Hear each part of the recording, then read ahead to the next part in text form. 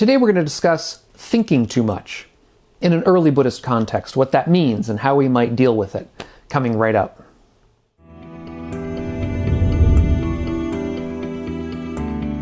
I'm Doug Smith. I'm director of the Online Dharma Institute, that's onlinedharma.org.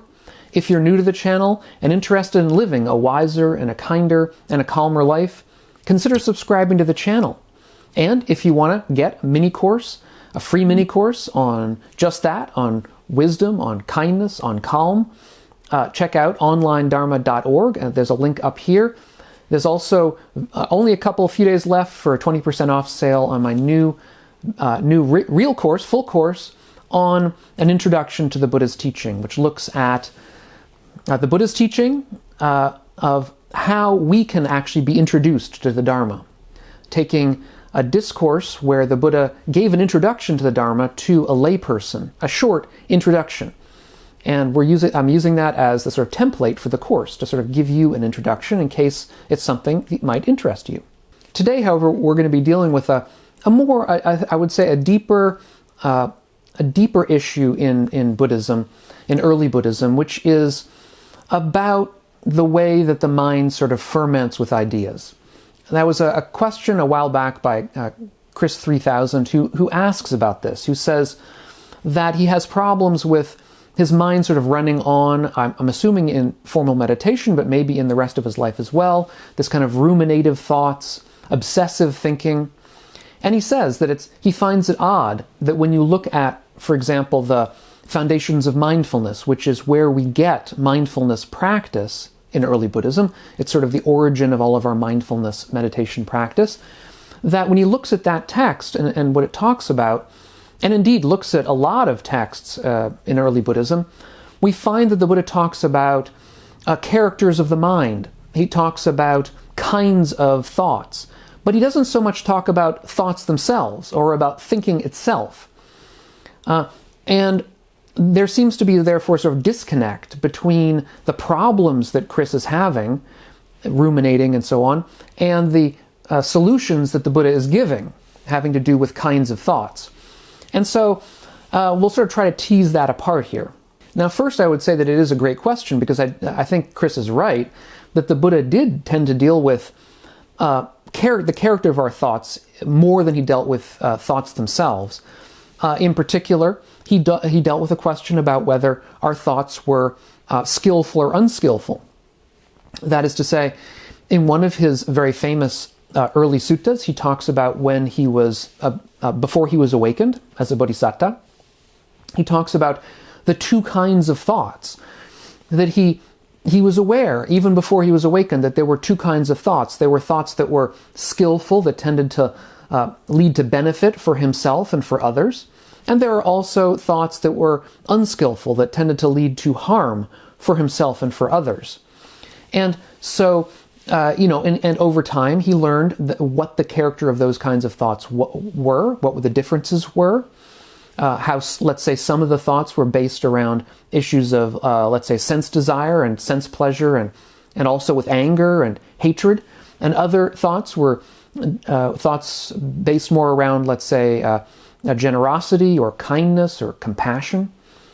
And so he saw this sort of difference, but these are differences of kinds of thoughts or of the origin of our thoughts. We might say that some of our thoughts originate from anger and hatred, I should say anger, hatred, and greed, and others of our thoughts originate from, let's say, compassion and kindness and generosity. And so that was one of the things that the Buddha really did like to reflect upon a lot, was the character of these kinds of thoughts in a general sense, so that we would come to know our minds. And when we were doing meditation, mindfulness meditation, we would know the character of our minds, whether it was a mind suffused with, let's say, anger, or whether it was a mind suffused with, let's say, compassion. And knowing that difference was key to good practice going forward for us.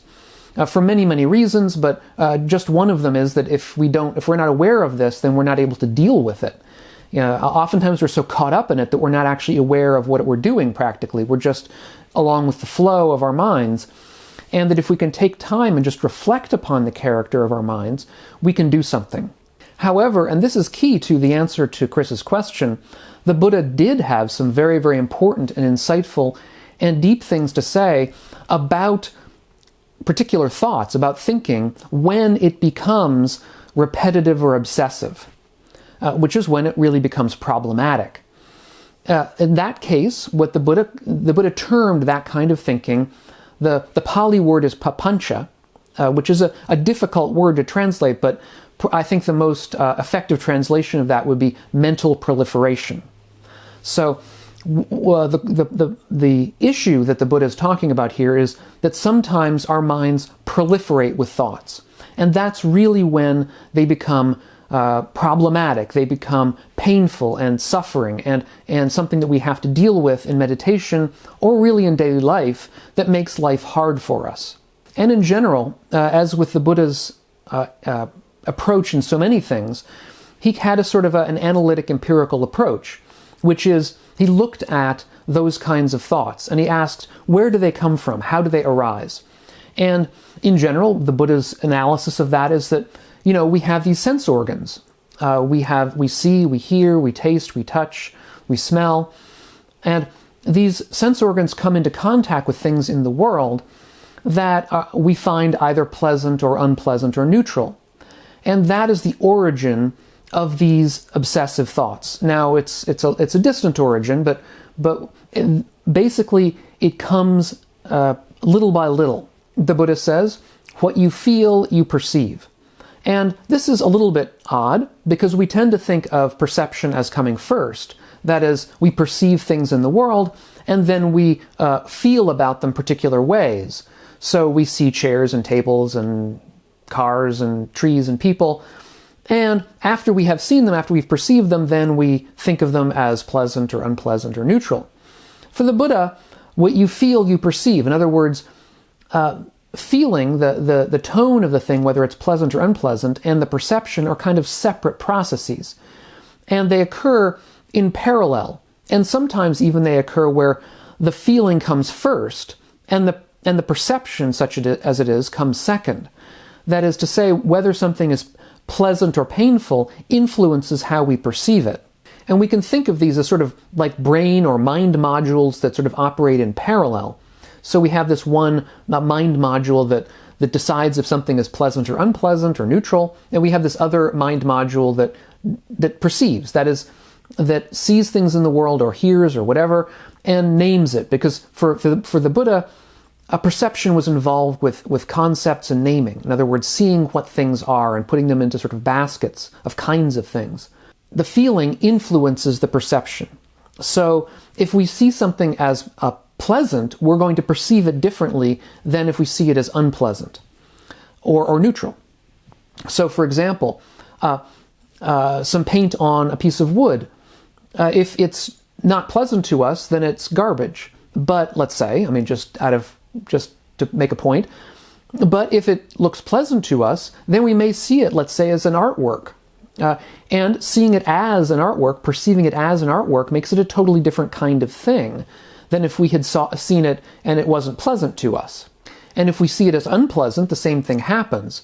So, for example, a plant that we see as unpleasant, either in itself or in a particular place, we think of as a weed. Okay, so we perceive it as a weed. We say, my garden is full of weeds.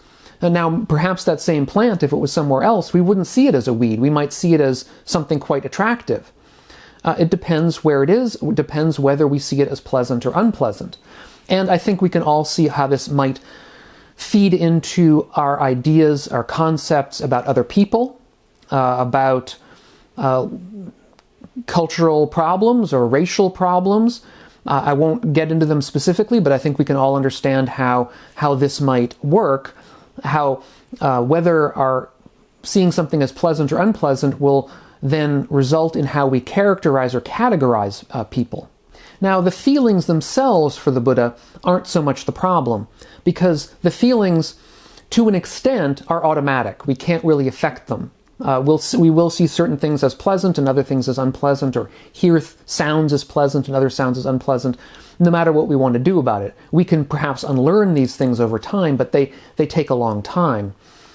In the interim, there's nothing we can do about them. The problem, however, comes with craving, because the way the mind tends to work is that the things that we find pleasant, we start craving. We want more of them. And the things that we find unpleasant, we tend to react against. We tend to be aversive towards. We tend even to sort of generate hatred towards at times. And that is the real issue. That is the real problem. These reactions of ours are, in their base, ego-driven. They're driven by a sense of who I am and what I want. In other words, if something is pleasant, we crave it for ourselves. Okay, we pull it towards the thing that we think of as ourselves. We pull it sort of in the ego direction, if you like. And if we don't like it, if it's painful or unpleasant, then we react against it. We push it away from the things that we think of as ourselves.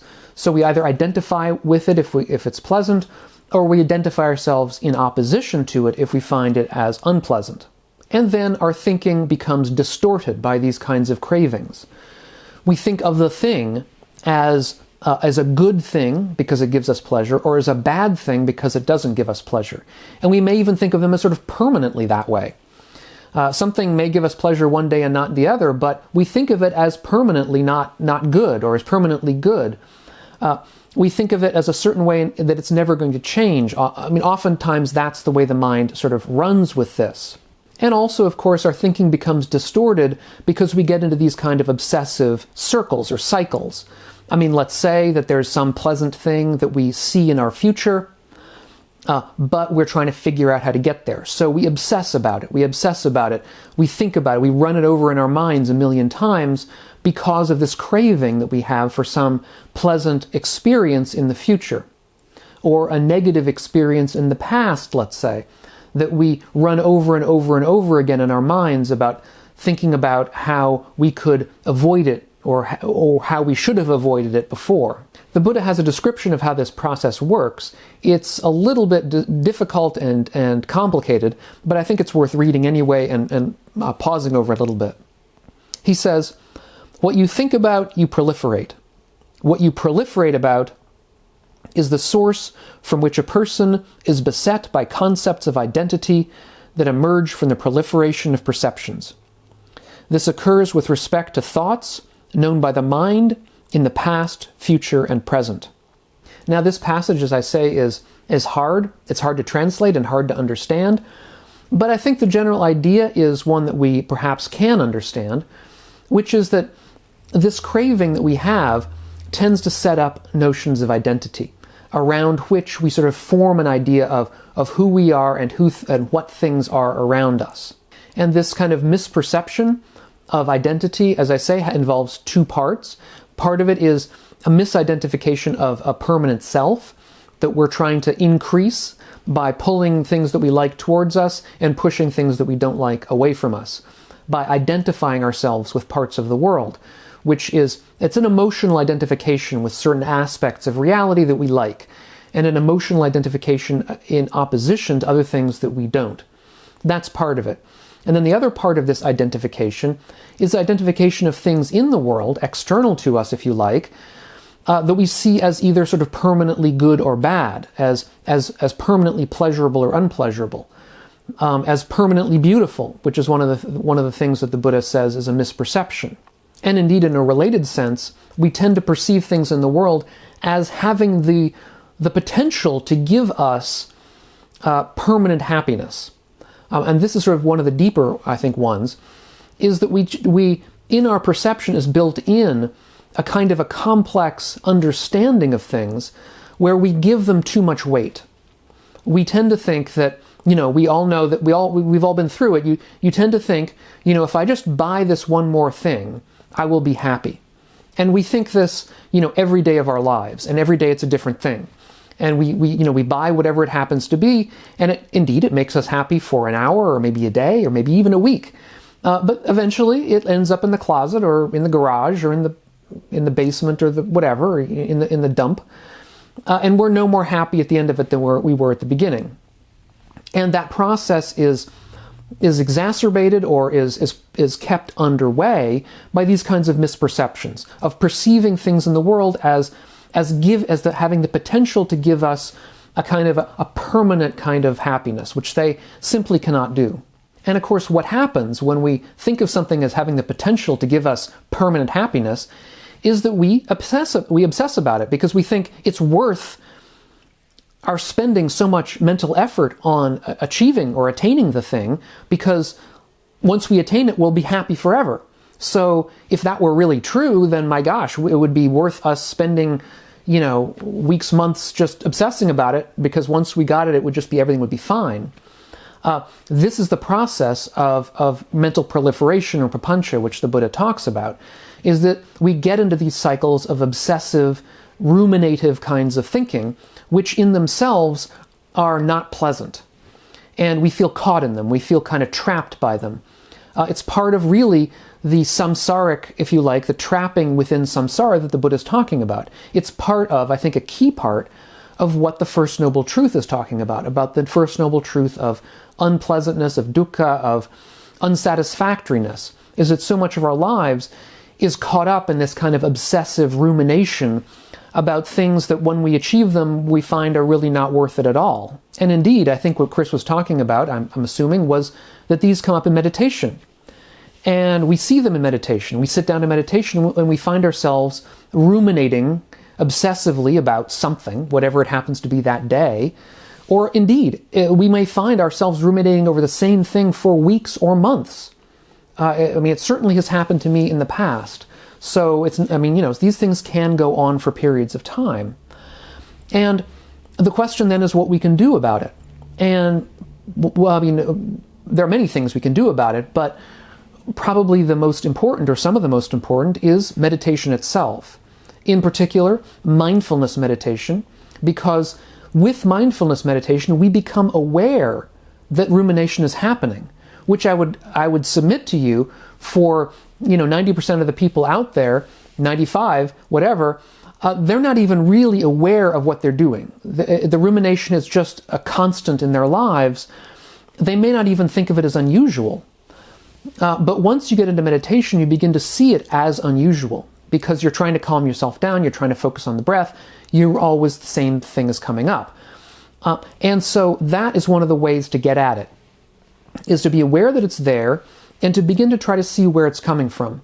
What are the thoughts that are making this arise? What are the thoughts that are keeping it away? In other words, you begin to see these two kinds of thoughts. What are the skillful ones and the unskillful ones? And that over a period of time, and it may take quite a while depending on the depth of the craving involved, over a period of time this can diminish. Now, the other aspect of meditation is calming meditation, the eighth step in the Eightfold Path, where we're simply trying to calm the mind through doing, let's say, breathing meditation or deeper meditations if we can achieve them. And those are good on their own, simply because calming the mind by itself, almost like mechanically, sort of makes the rumination go away a little bit, because if the mind is calmer, it's less likely to ruminate. But these, of course, can work at cross purposes, because if we're ruminating too much, we can't get the mind calm. You can see the problem. And to an extent, you don't want to calm the mind without being mindful about it, because that can get us into a situation of something more like spiritual bypassing, where we can sort of think that everything is gone because we've calmed ourselves down, as if we had taken some kind of pill, but then when we get out of it, we're back in the same situation. So you need to be skillful about the use of those, and if it's particularly bad, you may want to find a good experienced meditation teacher, or even psychologist, psychiatrist to talk with, because it may help having other people to bounce this off of and sort of find your way through.